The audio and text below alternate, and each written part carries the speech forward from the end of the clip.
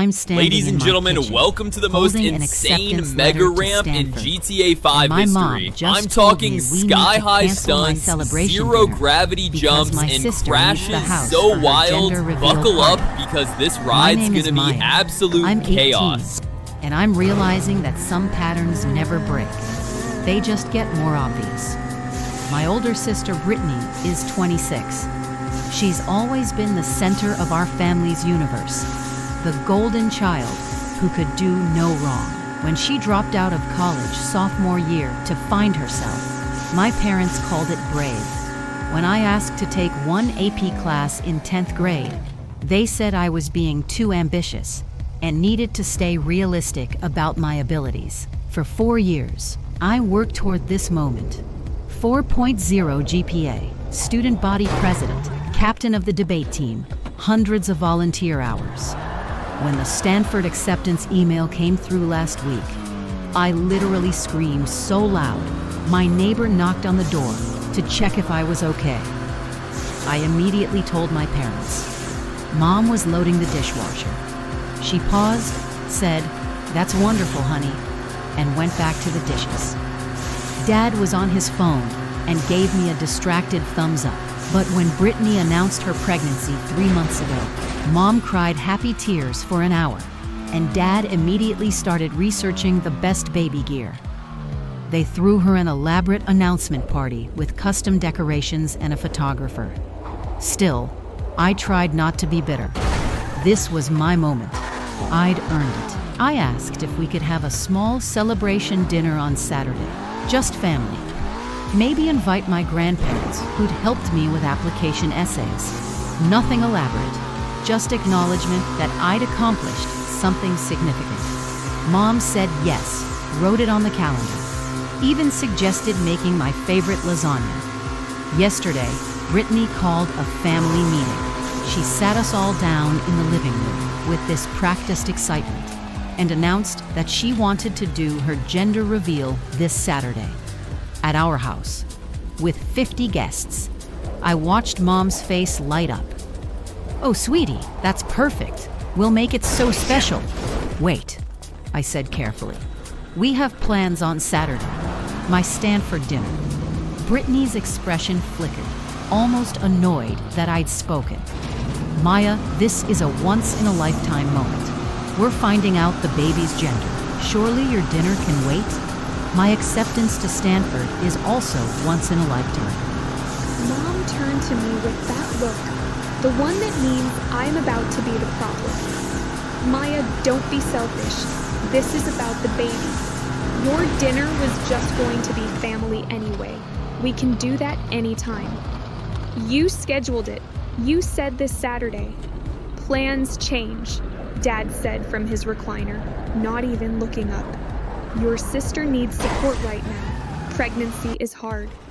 I felt something crack inside my chest. "What about supporting me?" Brittany sighed dramatically. "God, Maya, why do you always have to make everything about you? I'm trying to celebrate my child, and you're throwing a tantrum because you want attention." The gaslighting was so smooth, I almost believed it for a second. I was the one being unreasonable. I was the one making problems. But then I looked at the acceptance letter still in my hand, at the Stanford crest in the corner, and something shifted. "Fine," I said quietly. "Have your party." Mom looked relieved. "Thank you for being mature about this." Mature. Always mature. Be the bigger person. Don't rock the boat. That night, I called my grandparents and told them what happened. There was a long silence before Grandma said, "Your mother canceled your Stanford celebration for a gender reveal party? She says we can do it another time." "No," Grandpa said firmly. "We're celebrating you on Saturday. Your grandmother and I will take you out to a nice restaurant. Dress up. We'll make it special." I started crying. "You don't have to do that." "Maya, listen to me carefully. You got into Stanford. Do you understand how incredible that is? Your parents should be screaming it from the rooftops. If they won't celebrate you, we will. Saturday came. I got ready in my room, putting on the nice dress I bought specifically for this dinner. As I was leaving, Mom called from the kitchen. "Where are you going? We need help setting up." "I have plans." "Maya, don't be difficult. Your sister needs..." "Grandma and Grandpa are taking me to dinner for my Stanford acceptance." Her face tightened. "You're really going to miss your sister's special day?" She's really having her special day and my scheduled celebration? I walked out before she could respond. Dinner with my grandparents was perfect. They brought me flowers, made a toast, asked about my intended major and what dorms were like. For 2 hours, I felt seen, valued, proud. When I got home around 9, the party was still going. Pink balloons everywhere. "It's a girl" signs. Brittany holding court in the living room with her hand on her barely showing belly. I tried to slip upstairs, but Brittany spotted me. "Oh, Maya decided to show up. How was your little dinner?" "It was nice. You know, it's pretty selfish that you couldn't be here for this. I'm your sister. This baby is your niece." I looked at her, really looked at her, and realized that she genuinely believed she was the victim in this situation. That my wanting recognition for Stanford was somehow taking something from her. "Congratulations on your baby girl," I said evenly, and went to my room. The next morning, Mom cornered me. "Your grandparents are upset with us. They're disappointed you canceled my dinner." "We didn't cancel it. We just postponed it. And frankly, I'm hurt that you left during Brittany's party. You made it very uncomfortable. I had plans you knew about. Family comes first, Maya." "I am family." She shook her head like I was being deliberately obtuse. "You know what I mean. Your sister is going through a major life event. Your college acceptance will still be there next week." That's when I understood. It would always be next week, next month, when things calm down, when it's more convenient, when Brittany doesn't need the spotlight. I started looking at apartments near Stanford that day. I had graduation in 3 weeks, and I was done waiting for my family to make space for me. Over the next few days, things got worse. Brittany posted about her gender reveal on social media with dozens of photos. Not one included me, even though I'd been home. The caption read, "So grateful for my amazing family who made this day perfect." My achievements continued to be invisible. Would I won a scholarship that would cover my first year's books and supplies? Mom said, "That's good," and immediately pivoted to discussing Brittany's baby registry. When I got my senior award for highest GPA, Dad said, "Don't get cocky. College is different from high school." But when Brittany posted a selfie of her bump, they commented with strings of heart emojis and "our beautiful girl." I stopped trying to share things with them. My graduation speech, selected by faculty.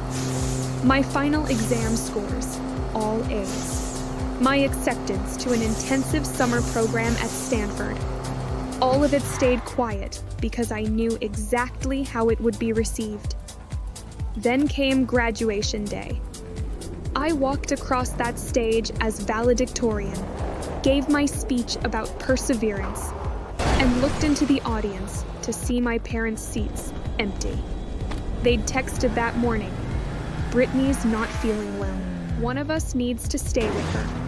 We'll try to make the ceremony." They didn't make it. My grandparents were there, cheering louder than everyone.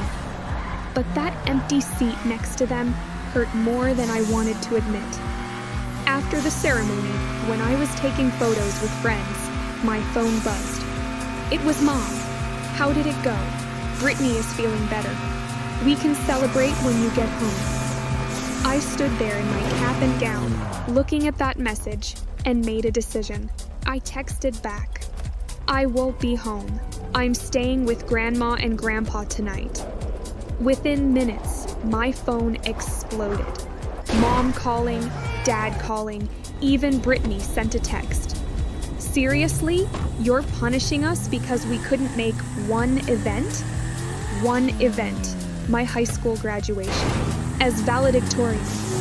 I turned off my phone and went to dinner with my grandparents and their friends, who spent the entire evening asking about my plans, my major, my dreams. People who weren't my parents, but who treated me like I mattered. That night, lying in my grandparents' guest room, I started planning my exit strategy. I had 3 months before Stanford. 3 months to create distance, to build a life where my worth wasn't determined by whether or not I was convenient. The next morning, I went home to pack my things. Mom was in the kitchen. Maya, we need to talk about your attitude. My attitude? You made us feel terrible yesterday. We were dealing with a medical situation with your sister, and you acted like we committed some crime by missing your graduation. I was valedictorian, and we're very proud. But Maya, life happens. You can't expect everyone to drop everything for every little achievement. Every little achievement. I went upstairs and started packing methodically. Clothes, books, everything I'd need for the summer program. My grandparents had offered to let me stay with them until I left for Stanford. When I came downstairs with my suitcases, Dad finally looked up from his phone. Where are you going? Grandma and Grandpa's. I'm staying there until school starts. Mom's face crumpled. You're moving out? Just like that? I need space. Space from what? Your family who loves you? I set down my bags and looked at both of them. Tell me one thing I've accomplished this year that you celebrated. Silence. I got into Stanford. You suggested we postpone dinner. I won a scholarship. You barely acknowledged it. I graduated as valedictorian. You weren't there. So yes, I need space from people who only see me when I'm useful. That's not fair, Brittany said, appearing from the living room with a bowl of ice cream. We've been dealing with a lot. My pregnancy hasn't been easy. I'm not asking you to choose between us. I'm just asking to matter too. You do matter, Mom insisted. We're just asking for some understanding right now while your sister. It's always right now. It's always wait until things calm down. But things never calm down, because there's always something with Brittany that's more important than anything I do. I picked up my bags. Dad stood up. If you walk out that door, you're being incredibly selfish. Then I guess I'm selfish. I left. Living with my grandparents was like learning to breathe again. They had a small celebration dinner for me, invited relatives who actually cared, and made a toast to Stanford. Grandma framed my acceptance letter and put it on the mantel. Meanwhile, my phone stayed quiet for 2 days before the guilt text started. Mom, I can't believe you'd abandon your family like this. Whitney, you're really going to miss seeing your niece born because you're holding a grudge? Dad, this behavior is disappointing. We raised you better than this. I didn't respond. Instead, I focused on preparing for Stanford, working my summer job, and building relationships with people who actually showed up for me. A month later, I got a text from Mom. Brittany's baby shower is next weekend. I assume you'll at least come to that. I called Grandma. Do you think I'm being petty? Maya, honey, you got into one of the best schools in the country, and your parents treated it like an inconvenience. That's not petty. That's self-preservation. I didn't go to the baby shower. The day I left for Stanford, my grandparents drove me to campus. As we unloaded my things into my dorm, Grandpa said, "You did this yourself. This achievement is yours. Don't ever let anyone diminish it." My parents texted that evening. Good luck at school. No phone call. No visit. No acknowledgement that their daughter was starting at Stanford. But I was okay, because I'd learned something important. You can't force people to see your value. You can only choose to surround yourself with people who already do. So here's my question. When does putting family first become putting yourself last? How many achievements do you have to see dismissed before you stop sharing them? And is it really selfish to leave people who make you feel invisible? What would you do?